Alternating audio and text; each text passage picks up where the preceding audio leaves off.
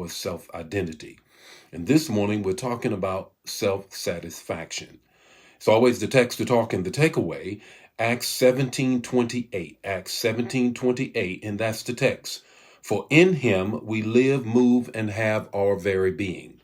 Let me unpack that with just a little bit of an introduction. Ask yourself the question. Now, before I pose the question, I want to have a disclaimer, if you will. I will be the first to tell you I am not someone that preaches against makeup, that preaches against clothing, that preaches against hair of any type, yours or somebody else's that you bought, however or whatever the deal is. But I do want to raise the question this morning with self-satisfaction. With all of the things that you do, with respect to spraying in your hairline, as I see so many brothers doing. I don't have a hairline anymore. I mean, it is what it is. Taking the gray out of your beard. I'm okay with my gray, obviously. Putting a hair piece in. Notice I'm not even talking about ladies. I'm talking about brothers now. Yeah, that's what's happening with brothers. When you shop, are you shopping for yourself or for somebody else to say that you look nice? Are you wearing some hair, some of that person's hair, some of that person's hair?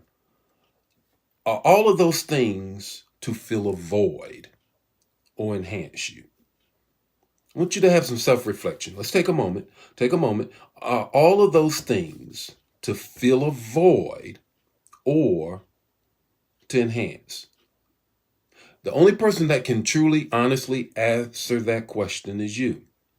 So I want to raise that question this morning because what I have found is that when you run hard after God, you tend to feel the voids in your life.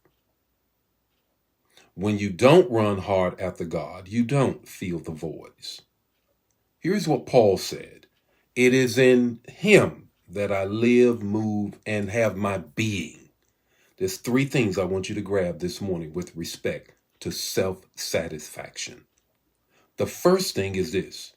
You are the apple of God's eye. You're the apple of God's eye. What does that mean? It means that Zechariah 2:8 is saying that the very pupil, and that's what that means, an apple of one's eye, it means that the pupil of one's eye, the center focus, the total object of a person's attention, the apple of God's eye, is you. Here's the second thing I want you to get. You are the apple of God's eye. Zechariah 2:8.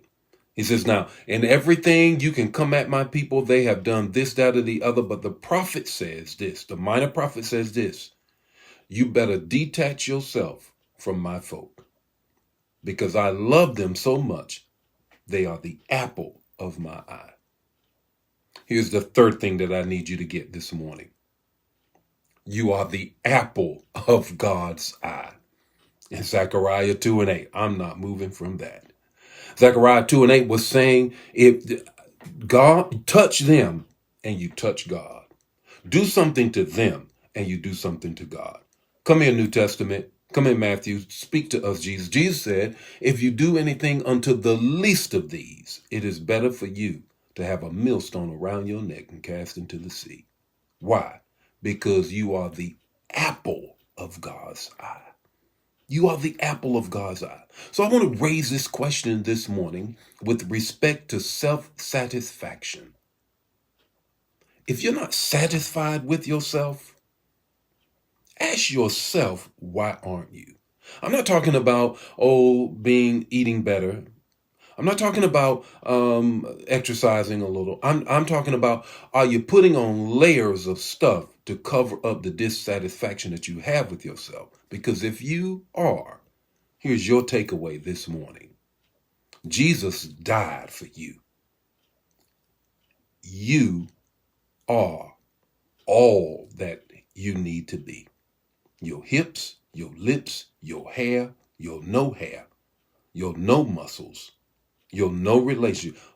Jesus died for that person and that person alone. You are enough to die for. Oh my God. You are to die for. And that's what Jesus said when he got on that cross. You are to die for. So check yourself. Be satisfied with yourself. Jesus was. He said you are to die for. The Lord be with you today. May his face shine upon you and give you peace. I'll see you tomorrow morning when we continue talking about our identity. Share the manna. Don't keep it to yourself. Bye now.